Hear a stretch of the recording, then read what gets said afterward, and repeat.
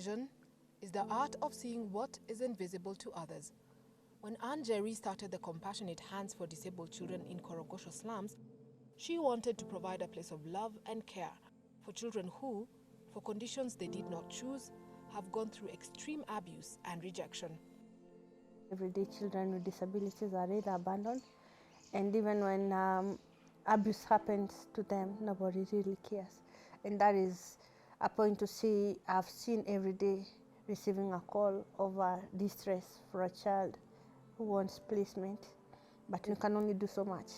The center is a locally registered NGO serving 104 children living with various disabilities.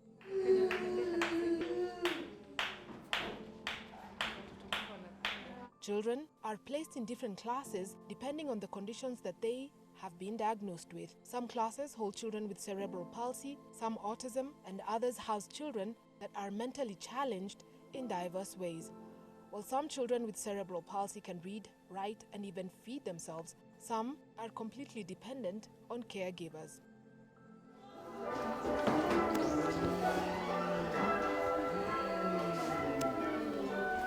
Hii ni cerebral palsy. Tumeona ile ingine hawayuko active sana. Hao wako active kwa sababu kuna wale wanaweza shika vitabu na waandike. Kuna wale wanaweza tumia kompyuta. Kuna wale unaona wanacheza na toys, wanaekanisha, wanatengeneza blocks, wanashikanisha au wanajifiti. Wakipewa kitabu wanaweza andika. Also pia hapa tuko na Jasmine anaandikanga akitumia mguu.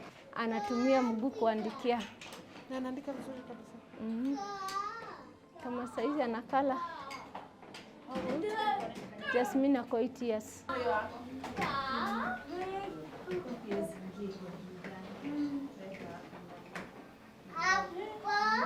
Pia ni part of therapy. Since inception, it's been 14 years. From 2008 up to date, my primary inspiration came from the fact that I grew with disability. And I say I overcame disability because disability is where you're hindered from functioning as a normal person and achieving your God-given destiny and goals. So when I was young, I was born without mobility, with hemiparalysis on my right side. And at the age of 9, I underwent several surgeries, and I gained mobility at that time. And being supported to go through school and, achieving all I imagined at that time was something that made me realize that you can help a child with disability and they become people of influence and affluence.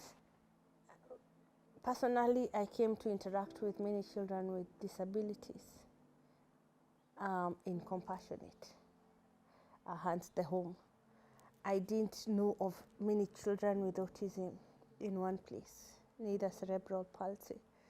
And by and by, I've come to I see you have cerebral palsy, but what can we make out of it through either therapy, surgery, or a lot of rehabilitation, that is either occupational therapy or physio. But I think the hardest is when we have had to lose a child. Because now we know, well, I'm happy they're in heaven, but I'm sad after. And especially this is a child who's shown a lot of improvement over the years. Then one day you wake up and the journey is over. It's been one of the toughest.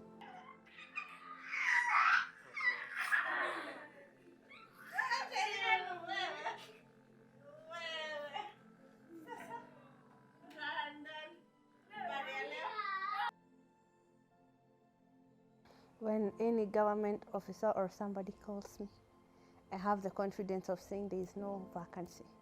But in case they bring that child physically, you see that child and you know very well they are found from the streets and the gutters. They were just in an abusive home. The reality of that matter cannot allow you to say no. So I know some of them do not have another place. And yes, I know some of them are just temporal. It's a very temporary, very well. Literally, I've seen children, like one that was called Angel. I named him actually Angel. He was brought in by the street boys. Of course, there's paperwork, and they've come around 9 on their glues. Auntie Mathe, we know you'll pick this child. I looked at that boy and I'm like, what an angel. And I knew the journey was really short, even how he was. He was born of a street girl in the street, and the girl was murdered, so they didn't know where to take the child. So I know saying no to that boy is telling him, "Atawendo kakufa, go and die." But let's just come and add life to the days that God will give them.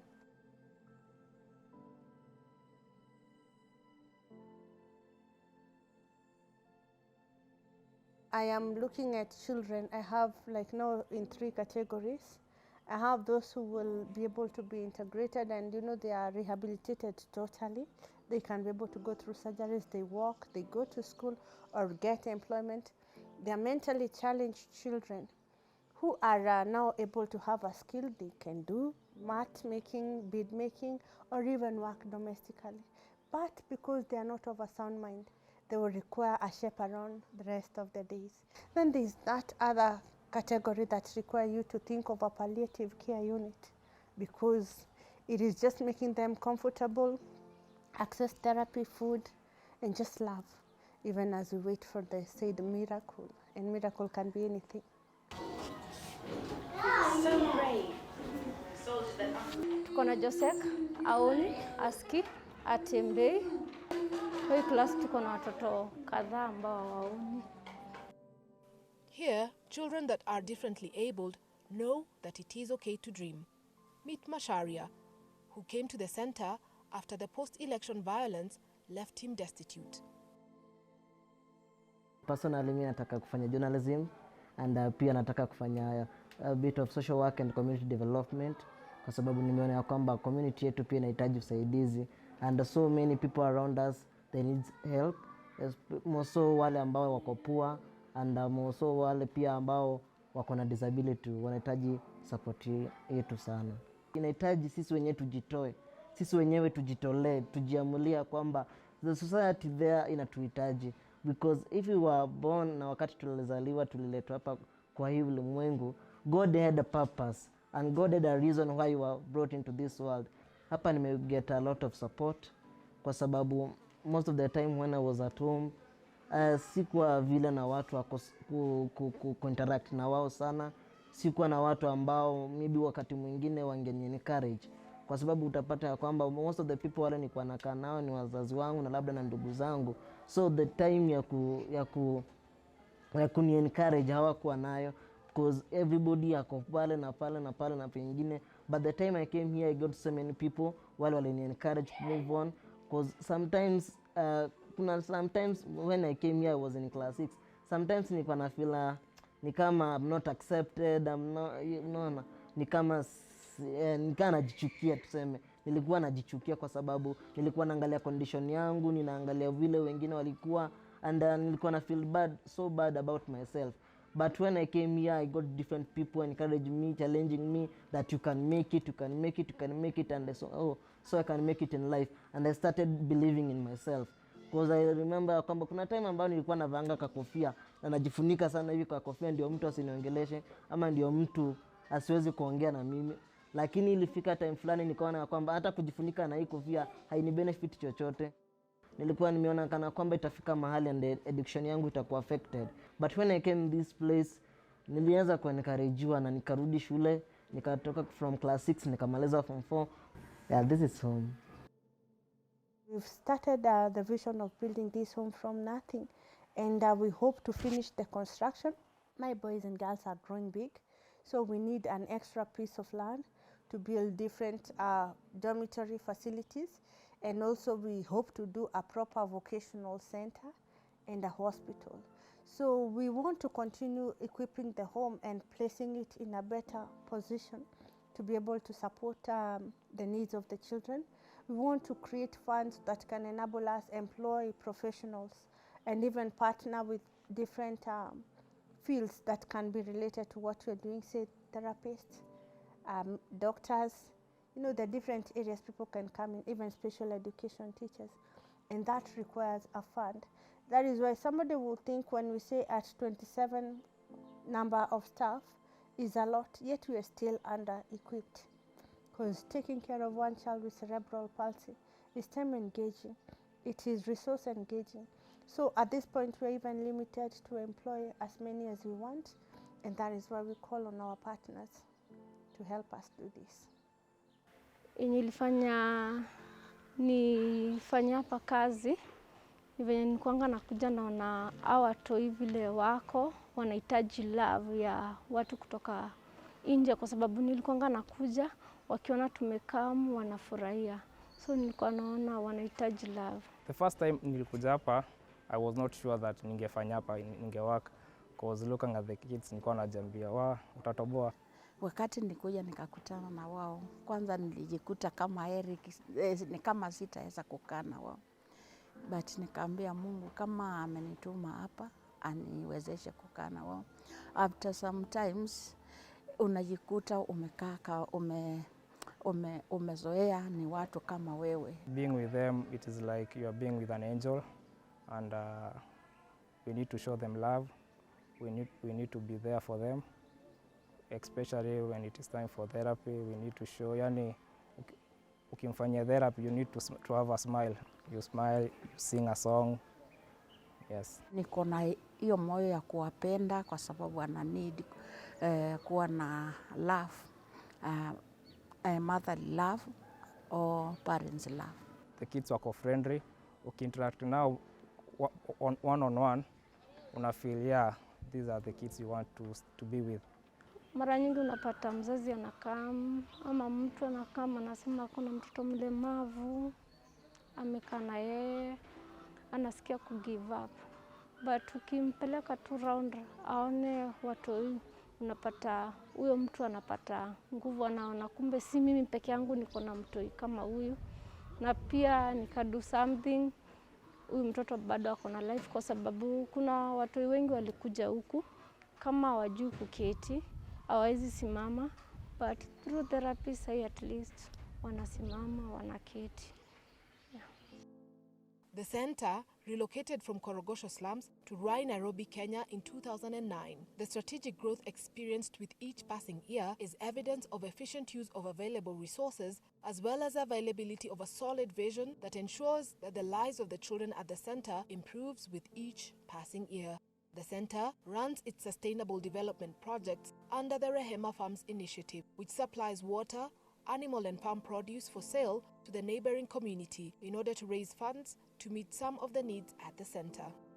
The center is run by a board of 7 members that act in an advisory capacity and assist in developing strategic solutions for the diverse needs of the center.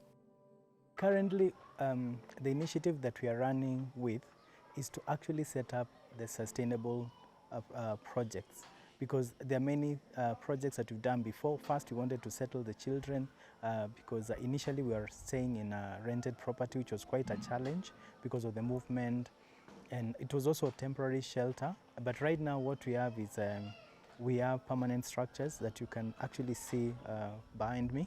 We have the permanent structures that have made the place good for the children to be able to, like, you know, just have a decent life. And so after we finished that phase, the next thing that we were interested in was to look at ways through which we can be able to start turning the facility into a sustainable project so that we don't depend on donors throughout. And so that's how we started.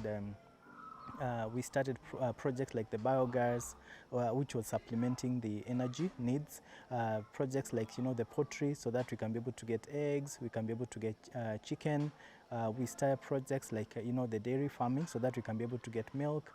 And so through these projects, we are able to not just serve the children, because the children need milk, they need eggs, they need chicken. So not just that, but we are able to also, like, you know, get surplus that we can be able to meet the daily needs. For instance, there are some children that are on therapy and they need, we need massage oils.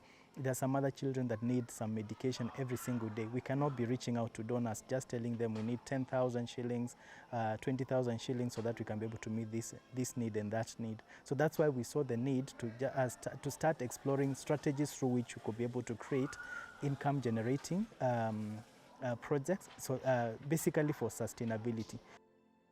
The target amount that we are looking at raising is Kenya shillings 20 million, which is equivalent to $200,000. Why are we looking at this figure? It may sound quite a big figure, but when we break it down into, we are looking at, first is buying property that is already available. The property that we have invested in that are already some units that are already developed. That's the first one that we want to complete the purchase, and also now expand the existing units that we have, which are giving us the revenue that I'm talking about. The poultry, the dairy farming, because they're sitting on this property. These are children with various disabilities. So we are looking at creating an environment that is disability friendly.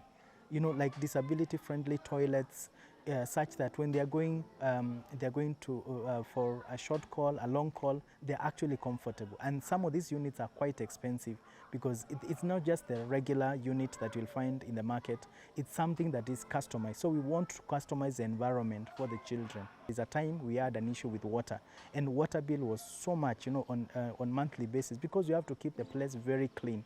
So as a result, what we had to do was to explore ways through which we can be able to get our own water, and that's how we drilled water. So we were approaching donors to looking for people who can be able to assist us to drill water. So the other thing that we also did, every time we received, even if it's such a small donation, we were splitting that donation into two. We were saying this donation is going to meet, their recurrent needs, the Medicare, but at the same time we are putting something aside to invest in the sustainable project. So that way we have been able to do so much using very little. You can call it trickle-down resources that were coming from time to time, but we'd also use them in such a, I would say in such a diligent way. But also, in addition to that, the other thing that we also did is that we understand there are different donors, or some of them, what they want to give you is they're not interested in giving you cash. They want to give you something, they want to part with something tangible.